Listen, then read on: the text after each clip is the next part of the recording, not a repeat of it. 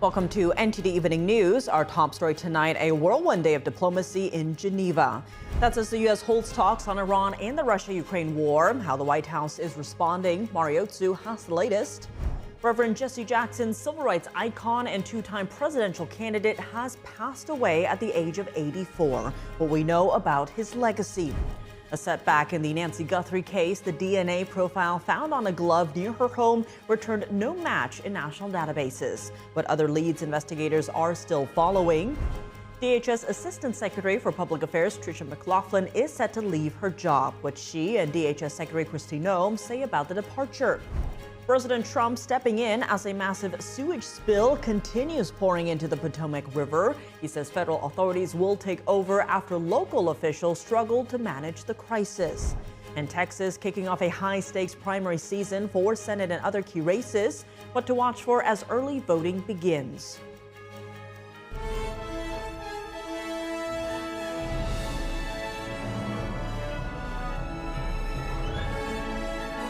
This is NTD Evening News, live from our global headquarters in New York City. Here's Tiffany Meyer. Good evening and thank you for joining us tonight. The U.S. and Iran holding high-stakes nuclear talks in Geneva as the U.S. sends a second aircraft carrier to the Gulf. This comes amid threats of U.S. military intervention if a deal on Iran's nuclear program isn't reached.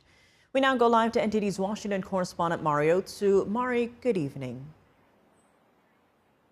Tiff, good evening. And that's right. And those talks are being led on the U.S. side by Special Envoy Steve Witkoff and President Trump's son-in-law, Jared Kushner, both the U.S. and Iran after those talks, saying that progress was made. U.S. officials saying that they expect to have a more detailed report from Iran in the next 2 weeks. And Iran's foreign minister saying that while they agreed on, quote, guiding principles, more work is needed to come to a general agreement. And while Iran continues to insist that its nuclear program is entirely peaceful, the United States State Department has designated the Iranian regime a state sponsor of terrorism since 1984, and Iran International is now reporting that just since last month, January, there have been more than 36,000 people who were killed in anti-regime protests. And Vice President Vance says this. Take a look.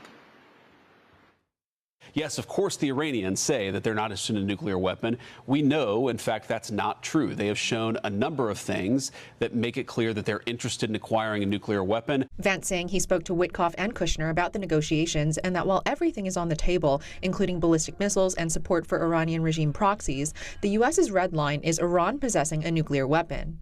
We don't want nuclear proliferation. If Iran gets a nuclear weapon, there are a lot of other regimes, some friendly, some not so friendly, who would get nuclear weapons after them. That would be a disaster for the American people because then you have these crazy regimes all over the world with the most dangerous weapons in the world. This comes as the U.S. sends a second aircraft carrier strike group to the Gulf and Iran conducts military exercises in the Strait of Hormuz. President Trump warning the regime there will be consequences if they don't make a deal. So I'll be involved in those talks indirectly, and they'll be very important. We'll see what can happen. I don't think they want the consequences of not making a deal. They want to make a deal. Meanwhile, also in Geneva, Russia and Ukraine are meeting to hammer out a peace deal mediated by the U.S. President Trump pressuring Kyiv to act fast. Well, in big talks, it's going to be very easy. I mean, look, so far, Ukraine better come to the table fast. That's all I'm telling you. We are in a position, we want them to come. And also today, President Trump is unveiling that first batch of projects under that U.S.-Japan trade deal signed last summer is officially beginning. Under that trade deal, Japan is committed to investing $550 billion in the United States. And those first three projects President Trump is announcing today are an Ohio gas power plant, a critical minerals site in Georgia, and a liquefied natural gas facility in Texas. Tiff, back to you.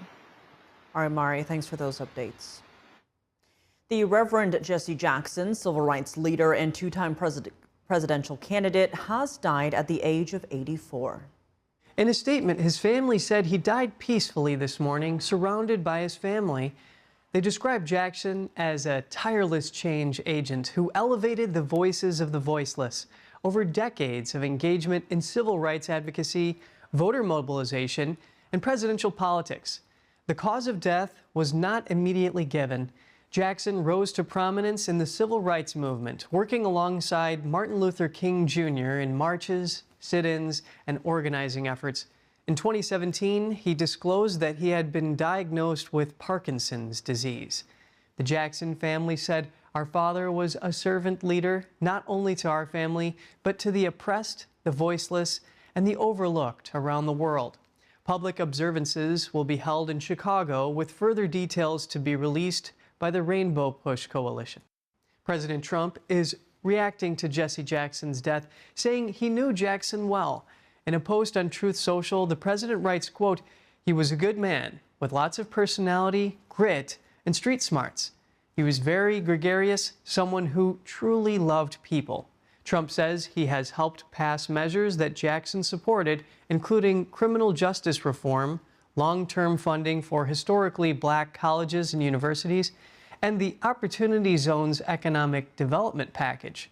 Trump adds, quote, "He loved his family greatly, and to them I send my deepest sympathies and condolences. Jesse will be missed." The Nancy Guthrie investigation is facing a setback. The Pima County Sheriff says an analysis of the glove they found near her house did not return any matches. It was processed through the FBI's DNA database, which contains more than 19 million offender samples. The sheriff also confirmed the DNA on the glove does not match DNA recovered inside the residence. Officials say additional DNA evidence from the home is still being analyzed and that they're also working to locate Guthrie's pacemaker with help from the manufacturer. Investigators are coordinating with Walmart after identifying a 25-liter Ozark Trail Hiker Pack backpack worn by the suspect as a store-exclusive item. The sheriff told the Associated Press it is the only item of clothing definitively identified. In a statement Monday, the sheriff said the Guthrie family has been cleared as suspects and described them as fully cooperative. Meanwhile, President Trump is threatening the kidnappers with the death penalty if Guthrie is not returned alive. Tricia McLaughlin is leaving her post as Assistant Secretary for Public Affairs at DHS. Secretary Kristi Noem confirms McLaughlin's departure today in a post on X. Noem says McLaughlin has served with exceptional dedication, tenacity, and professionalism. The DHS Secretary writes, quote, "She has played an instrumental role in advancing our mission to secure the homeland and keep Americans safe." McLaughlin says she had been planning to leave in December, but pushed back her departure amid the aftermath of the Renee Good and Alex Preddy shootings. Noem says her department is sad to see McLaughlin leave, grateful for her service, and wishes her success. President Trump now getting involved with a massive sewage spill near the nation's capital. Trump directing federal resources and blaming Maryland's governor for mismanaging the situation. Here's more. President Donald Trump now stepping in as a massive sewage spill continues flowing into the Potomac River. The president blaming Maryland Governor Wes Moore for what he calls gross mismanagement. Trump called the sewage spill a massive ecological disaster, saying local authorities cannot handle the situation. Trump said yesterday the federal government will step in to protect the river. In a social media post yesterday, the president said he was directing federal authorities to immediately provide all necessary management, direction, and coordination. The crisis began January 19th when a major sewer line collapsed in Montgomery County, Maryland. The rupture sent more than 240 million gallons of wastewater into the river. A local water utility saying nearly 250 million gallons overflowed from the waste pipe since early February. University of Maryland researchers are calling it one of the largest sewage spills in U.S. history. Researchers have detected high levels of bacteria in the water. Health experts warning of serious risks for anyone coming into contact with the impacted water. The officials emphasize drinking water has not been impacted. Governor Moore's office is pushing back against Trump's comments, saying it is the federal government, not Maryland, that is responsible for the sewer line. Meanwhile, emergency repairs are expected to take several more weeks. Permanent repairs could take up to 9 months. The Environmental Protection Agency has revoked an Obama-era ruling that shaped vehicle emissions rules for more than a decade. How did this change life for Americans, and will consumers see lower car prices now? Hear from EPA Deputy Administrator David Fatui tonight on Capitol Report at 7 p.m. Eastern Time. Early voting has begun across Texas, kicking off a high-stakes primary season for Senate and other key races. Primary election day is set for March 3rd, with some races potentially headed for runoffs in May. Incumbent Senator John Cornyn faces a tough Republican primary against Attorney General Ken Paxton and Congressman Wesley Hunt. On the Democratic side, Congresswoman Jasmine Crockett and State Representative James Tallarico are battling for nomination. Candidates are campaigning across the state with rallies and events timed to coincide with early voting. Several House contests are also drawing attention after redistricting shifted several districts toward Republicans, including the 28th, represented by Democratic Congressman Henry Cuellar. And don't miss President Trump's first State of the Union address of his second term next Tuesday. The president is expected to cover the most pressing issues of our day, from the economy to achieving peace abroad, and he'll reveal his yearly plan to Congress, the nation, and the world. Join me, NTD Steve Lance, and Mario Otsu at 7 p.m. Eastern to track the president ahead of his speech, hear reactions from lawmakers, and speak with panels on what it all means for you. Don't miss it. Coming up, Israel's foreign ministry has accused a UN agency of teaching children to hate and kill Jews. Meanwhile, Israeli forces are continuing cross-border operations to prevent terrorist attacks against civilians. Jason Perry reports. A congressional commission says India is in the best position to replace a notable amount of China's dominance in global supply chains, and why it's in America's interest to help India. Jason Blair reports.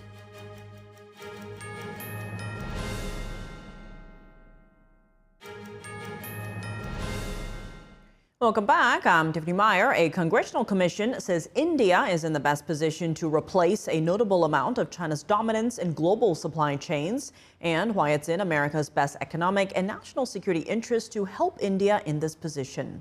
NTD correspondent Jason Blair reports. Today's hearing addresses the critical role of India in U.S.-China competition. In a hearing titled India, China, and the Balance of Power in the Indo-Pacific, the U.S.-China Economic and Security Review Commission heard from experts to see where India fits in when it comes to competing with China. Commissioner Jonathan Stivers says India is the best option right now to replace a significant share of China's role in global supply chains. With rising national security concerns and a slowing economy in China, companies are seeking to diversify their supply chains out of the country. Stivers says India has a dynamic entrepreneurial spirit and a strong STEM pipeline for high-skilled workers. Perhaps more importantly, India's democratic system and adherence to the rule of law create the underlying conditions for fair and transparent commerce. However, India faces a difficult balancing act with China, weighing economic security against the needs of industrial development. India is a top supplier of our generic drugs, yet India relies extensively on China for the pharmaceutical ingredients and key startup materials. China also accounted for 16% of India's total imports, and these figures highlight the fact that China, for India, is not just a marginal trading partner, but it is a system-scale supplier whose inputs are deeply embedded in Indian production. Over the last 2 decades, Indian policymakers have gone from seeing China as a potential enabler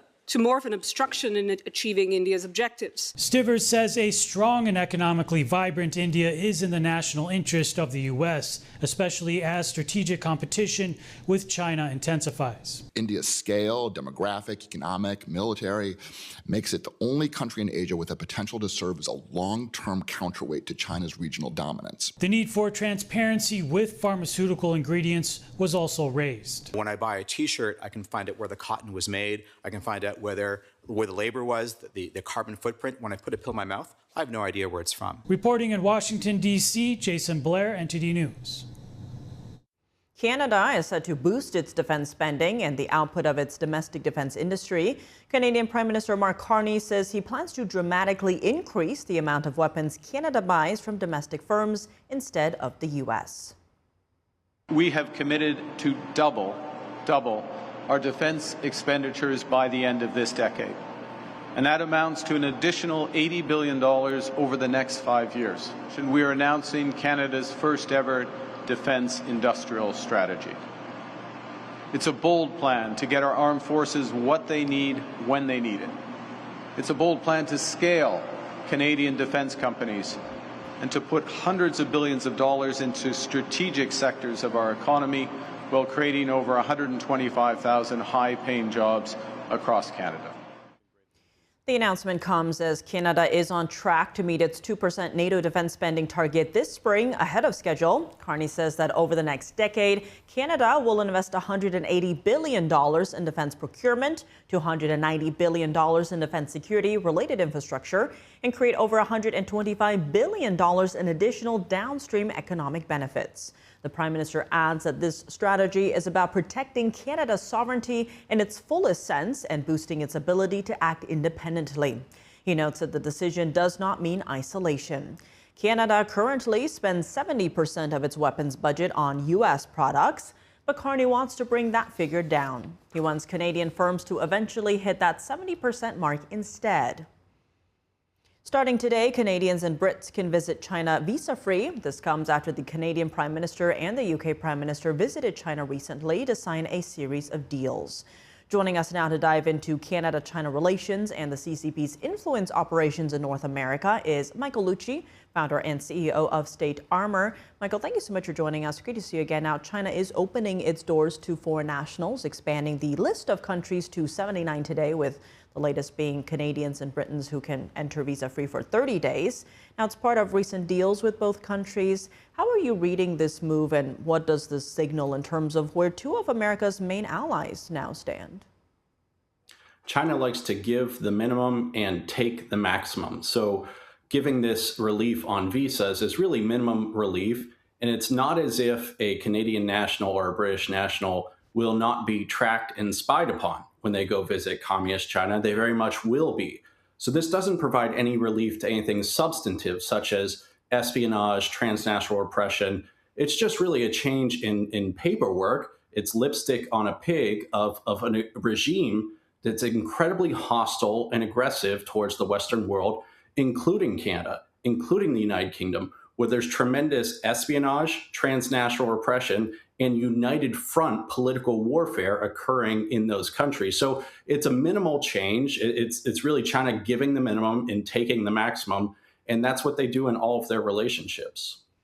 And both leaders are trying to revamp relations with China. A recent Nanos poll for Bloomberg found that more than half of Canadians said they're open to buying Chinese EVs now that tariffs have been lowered. Now, we know that President Trump has long pushed to oust Chinese EVs from North America, slapping 100% tariffs on them, a move Canada had initially joined. Now, you've said before that Chinese EVs are rolling instruments of espionage and consumer fraud. Expand on that for us. Well, if you look at Poland today just announced that Chinese EVs can't go near their military bases. This has occurred in Poland, this occurred in the United States. To some extent, it's occurred in the UK and other European countries. The Israelis looked at the same thing. If you look at how China creates their EVs, they're highly connective. They even contain laser sensors that scan the surroundings down to the nanometer. All of that data goes back to Beijing. So you have these sensors. They're looking at every little, tiny millimeter on the street, around your home, around critical infrastructure, around a military base. It's sensing all of that and sending it back to Beijing. Your car is going to connect to the internet through connectivity devices in the car, and then your phone will as well. All of that data will be harvested. All of your personal data will be harvested. How you drive, where you go, when you do it, all of that data goes back to Beijing. It's really insane that countries want to hand over the most intimate data, such as where you go, when, how, and what you do there, along with genetic data to Beijing. This is very insane. It's a bad idea. We should stop giving them all of our data. Michael, shifting to influence operations, a new report from the Jamestown Foundation found over 2,000 groups across the U.S., Canada, Germany, and the U.K. helping to advance the CCP's agenda. First, what was your reaction to this report? Were you surprised by the number? I wasn't surprised by the overall number, which is about 2,000 political warfare units across those 4 countries, nearly 1,000 of them within the United States. We run into these groups all the time. They try to interfere in state politics. They try to interfere in local politics.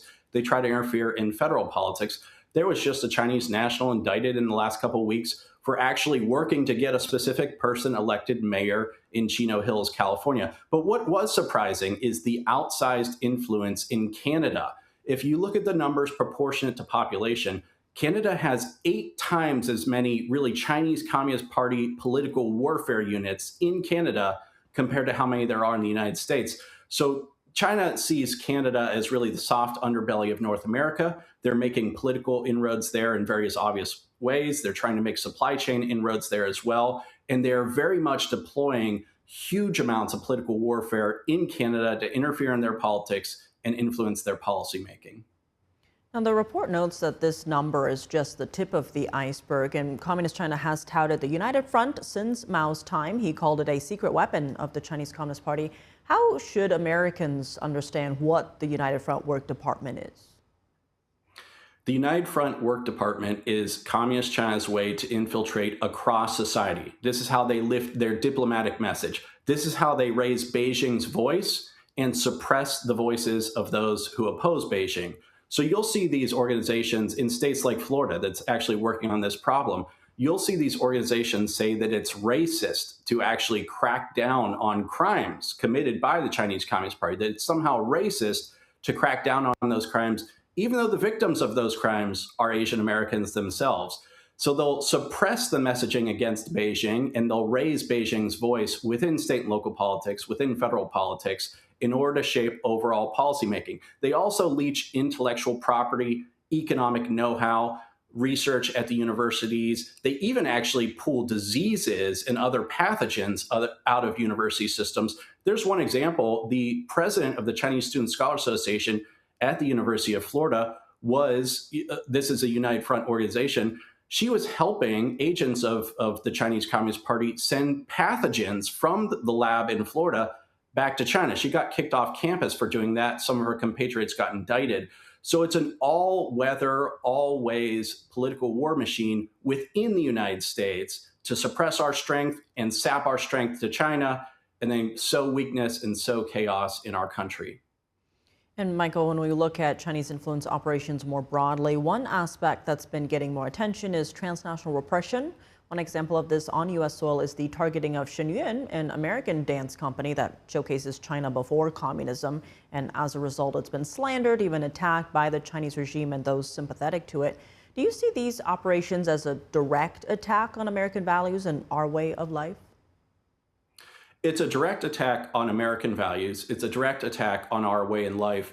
But I think even more important than that, it's a direct attack on American sovereignty. What you see the Chinese Communist Party attempt to do is actual policing operations on Shenyun, on other groups within the United States. So they cloak themselves in the power of the state within the United States. They make the argument that they can enforce Chinese law here on our soil. That's why you see a number of jurisdictions, Florida's one, Texas another, actually making it a felony for a foreign regime like China to try to enforce their laws here. That's what they do to Shenyun. That's what they do to these other organizations. One of the things that my understanding of what Shenyun highlights is the forced organ harvesting. You know, the most heinous crime committed in communist China is when they take organs out of just innocent people who are political dissidents. They take them and they kill them by taking their organs.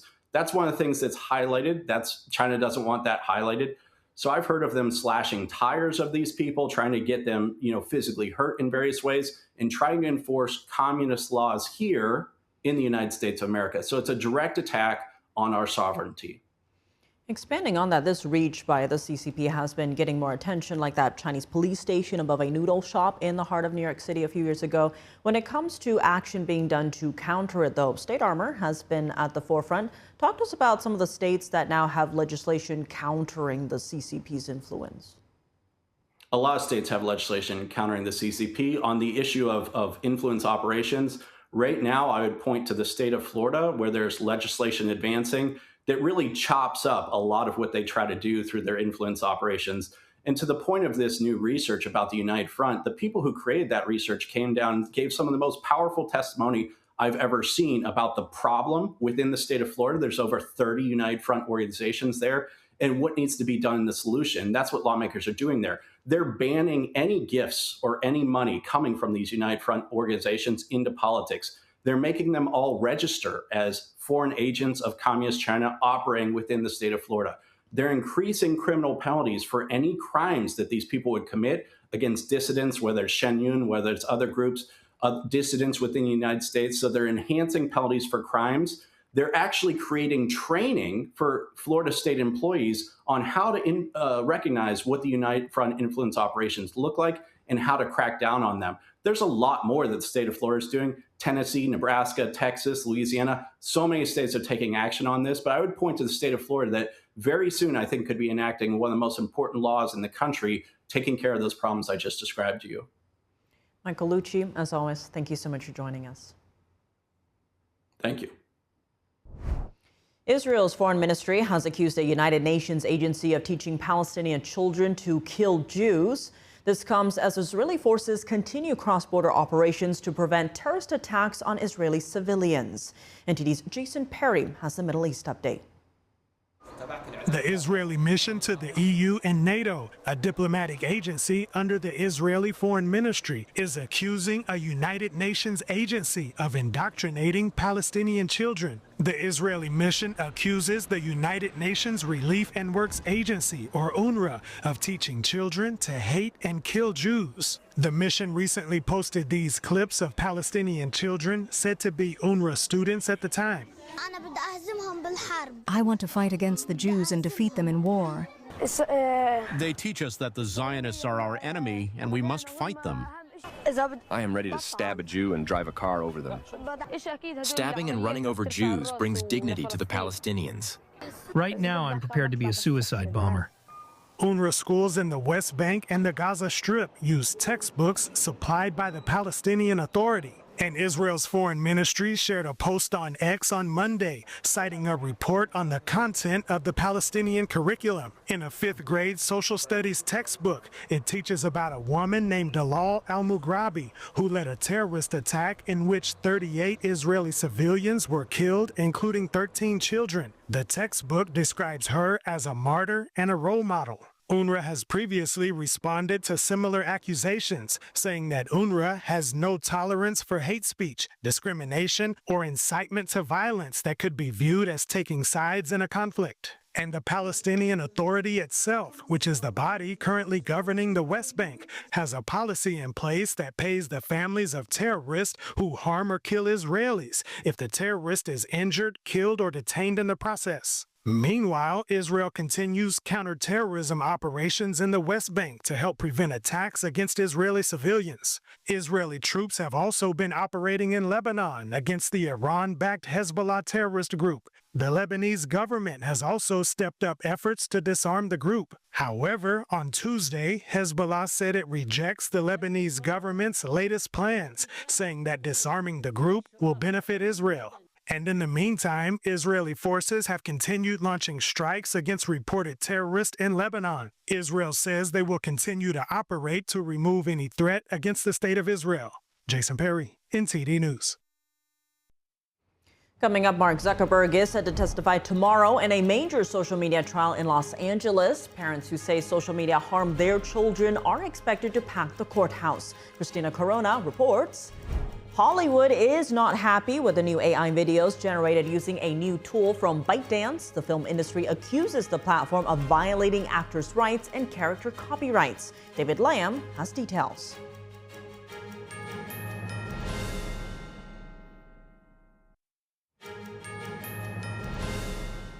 Welcome back. I'm Tiffany Meyer. Meta CEO Mark Zuckerberg is expected to take the stand Wednesday in a landmark social media trial in Los Angeles. The case is one of more than 1,000 lawsuits accusing Meta and Google of designing addictive features that harm young users. NTD's Christina Corona tells us more. Mark Zuckerberg is set to testify Wednesday in a major social media trial in Los Angeles. The lawsuit alleges that Meta and Google designed products they knew would addict children. Zuckerberg is expected to face grieving families in court, and his testimony comes after facing sharp questioning on Capitol Hill 2 years ago. So you didn't take any action. You didn't take any action. You didn't fire anybody. You haven't compensated a single victim. Let me ask you this. Let me ask you this. There's families of victims here today. Have you apologized to the victims? Would you like to apologize for what you've done to these good people? I'm sorry for no one should have to go through the things that your families have suffered. Several parents who say social media played a role in their children's deaths are expected at the courthouse again this week. One father says his 17-year-old son died by suicide in 2022 after being coerced into sending explicit images on Instagram. Social media is an absolute addiction for young people at many different levels. It's not just about sextortion for us in this fight anymore. There's fentanyl parents here. There's suicide videos that are getting fed to these young people that are just looking for self-help and looking for an answer. And they're getting fed suicide videos. How to? Another mother says her 17-year-old daughter died from fentanyl poisoning after she had allegedly received laced drugs from someone she met on Instagram. I don't know how they live with themselves. They have children. They don't allow their children to be on social media. I don't know how Mark Zuckerberg can live with himself knowing that his hands are bloody. Meta and Google deny the claims. Instagram chief Adam Mosseri also testified last week, pushing back against the idea that problematic social media use meets the clinical definition of addiction. Christina Corona, NTD News. As AI-generated videos are flooding the internet, Hollywood is condemning a new tool from Bytedance. Chances are you may have seen some of the clips created with the platform. NTD's David Lamb reports. Hollywood groups are condemning a new artificial intelligence video generator called Bytedance 2.0. After seeing this video of an AI Tom Cruise and Brad Pitt fighting each other among many other generated videos. Bytedance 2.0 comes from Beijing-based company Bytedance, the creator of TikTok, and lets users create realistic-looking AI videos based on text prompts. It's only available in China for now, but the film industry says the platform violates copyright and uses the likeness of actors without permission. Yes, I'm busy. Are you taking a call? It's important. That wasn't an actual Star Wars scene between Count Dooku and Obi-Wan Kenobi, but some argue that these AI tools let aspiring filmmakers to make high-quality film in little time. Now, as ridiculous as that scene might have been, Hollywood isn't laughing. The Motion Picture Association said by launching a service that operates without meaningful safeguards against infringement, Bytedance is disregarding well-established copyright law that protects the rights of creators and underpins millions of American jobs. Actors union SAG-AFTRA said this is unacceptable and undercuts the ability of human talent to earn a livelihood. Axios reports that Disney has sent a cease and desist letter to Bytedance, alleging that copyrighted characters from Star Wars and Marvel were pirated. And Variety reports that Paramount Skydance sent a similar letter to the company. Bytedance responded on Sunday, saying, quote, "We are taking steps to strengthen current safeguards as we work to prevent the unauthorized use of intellectual property and likeness by users." David Lamb, NTD News, California. Coming up, countries around the world, from Taiwan to Argentina, are celebrating Lunar New Year, welcoming the Year of the Horse. And at the Olympics today, Team USA keeps pace with a pair of silvers, while injured star Lindsey Vonn heads home. Dave Martin joins us to discuss.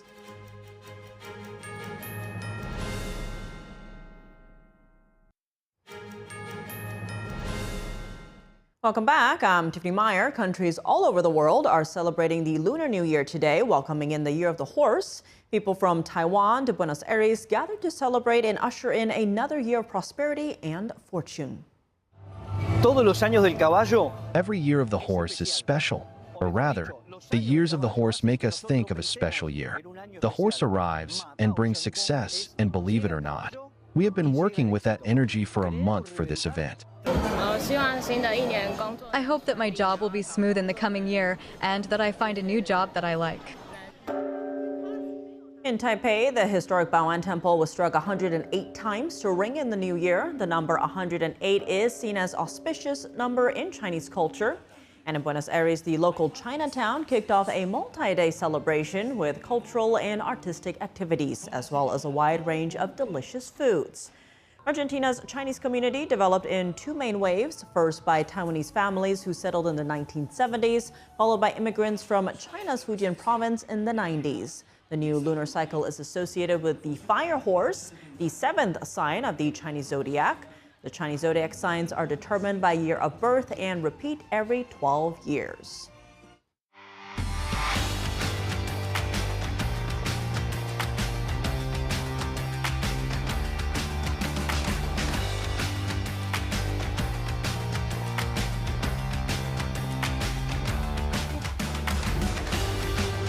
And now for your sports news, we're joined by NTD's Dave Martin. Dave, we've got some golf, college basketball news, but let's start with the Olympics. What were some of the highlights today for Team USA? Well, Team USA got a couple of medals today, so I'm going to go with those highlights. Now, first in the men's speed skating team pursuit, Team USA finished second only to Italy, so congratulations to Team USA. Then in the men's freestyle skiing, the big air final, American Mac Forehand took home silver as well. Now that's his first career Olympic medal, so big congratulations to him too. Now, as far as hockey is concerned, the men's Team USA will face Sweden tomorrow in the playoff quarterfinals. The U.S. has won all 3 games thus far. They are the second seed for the playoffs. Meanwhile, the women's team plays Canada in the gold medal game, but that won't be until Thursday. But those are their, at least looking like two events that they should medal in. Certainly, at least for the men's or for the women's, it's either being gold or silver. Let's look at the overall medal count here. Norway still in the lead. They have the most golds, 14. They have most total medals at 31. Italy right behind them. Second most golds, second most medals. They have the most bronze, actually. USA, third most medals, third most golds, and they have the most silver medals. So we can at least hang our hats on that tip. 10 silver medals. That leads everyone. Go Team USA. All right, still up there for now. Elsewhere at the Winter Games, though, American skier Lindsey Vonn's crash and resulting hospitalization has been one of the bigger storylines still. Do we have an update on her condition? Yeah, Vonn actually posted a video on Instagram today. Here it is right here. Her having a tough time. Well, as you can see, pretty much the entire time she is horizontal. Now, she posted on her Instagram account today saying, quote, "My leg is still in pieces, but I'm finally home." So this is her trip home, apparently. Now, she had been in the hospital for 9 days, more than a week here, after suffering a complex leg fracture on her run on really the first day of the Olympics about 9 days ago. Now, she said she had multiple surgeries on it already, and this is the one leg where she had already tore that ACL, but was still skiing on it, amazingly. Now, she also said she's looking forward to her next surgery where she can get the X fix out of her leg and be able to move around better. As you can see in this video, obviously not able to move unless she has help of her trainers and her people. So yeah, I think home for her is in Park City, Utah, although I found actually 3 different residences. She had a residence in Beverly Hills and another one in Miami, but it looks like Park City, Utah is her main residence. I would guess she gets a lot of snow there. I could probably ski around there. All right, well, best of luck for a speedy recovery, because that looked brutal. Yes, it looked very brutal. Shifting gears to golf, there's another major star, Tiger Woods, who's been unable to play for more than a year due to a couple of injuries. What is the latest on his condition? Yeah, well, Woods has not ruled out a return to the Master, which is just 2 months away. Now, that's the first of the 4 major events this year. And pretty much, he's just limited himself to the majors these last 4 years. And this is really golf's most prestigious event, really similar to Wimbledon for tennis. Woods has won this event 5 times. Only Jack Nicklaus has won it more than 6, so it's no surprise he'd want to return there. Last year, though, obviously a very difficult one now for Woods. His mother died, if you remember, in February last year, and she was really a fixture at his events. Everyone saw how close they were, so Woods then canceled his next event because of that. Then he ruptured his Achilles in March, having not played at an event still. That wiped out really all the majors anyway. I mean, that's usually multiple months recovery time there. And then if that weren't enough, he underwent lumbar disc replacement surgery in his back. That was in October, so just 5 months ago. So he has not played an event since the Open Championship in June of 2024. That's 20 months ago. Now, Woods today has said his Achilles is no longer a problem, but the back surgery is more of an issue. Meanwhile, the guy just turned 50 about 6 weeks ago, so. There's a lot happening. A lot going on with the guy. I'm hoping to see him still back on the course soon. It looks like maybe the Masters. So something to keep in mind and on the radar. Looking at college basketball, though, there are 11 ranked teams in action today. Yeah, and the biggest game of the night actually just started a few minutes ago. Number 1, Michigan, the new number 1, gets an immediate test. They play at number 7, Purdue. That game actually started a few minutes ago, like I just said. Wolverines 24-1 in the season. They've won 17 of their last 18 games. They are in first place in the Big Ten. Purdue just 2.5 games behind them. Also tonight, 16th ranked North Carolina plays at rival NC State. That game starts at the top of the hour here, 7 p.m. Eastern time. Tar Heels will again be without star freshman Caleb Wilson, who broke his hand last week against Miami, but it was his left hand, so it's his non-shooting hand. Wilson, though, has been practicing with a cast on his left hand, so his head coach Hubert Davis said he could be returning soon, but not a definite date at all. Also at 7 p.m., number 22, Miami of Ohio plays at UMass. Now, Miami of Ohio is the only undefeated team left. They are 25-0 this season. Meanwhile, no NBA games on tonight. They're still in the All-Star game break. But they will come back to work on Thursday. So, all right. Yes. Either way, you're still busy. I am still busy. Thank you. Yes. Thank you to college basketball, keeping me awake. That's good. Otherwise, we'll have you go cover the melting snow. Well, that sounds kind of fun. I'd be okay with that. Well, you know, maybe tomorrow. Just kidding. You know, I shouldn't say yes on air. Well, Dave, as always, thanks for joining us. Thank you, Tiff. And that's all for today's news. For round-the-clock coverage, visit us at ntd.com/live or download our NTD app. Thanks for tuning in. I'm Tiffany Meyer, and from all of us here at NTD, happy Lunar New Year. Good night.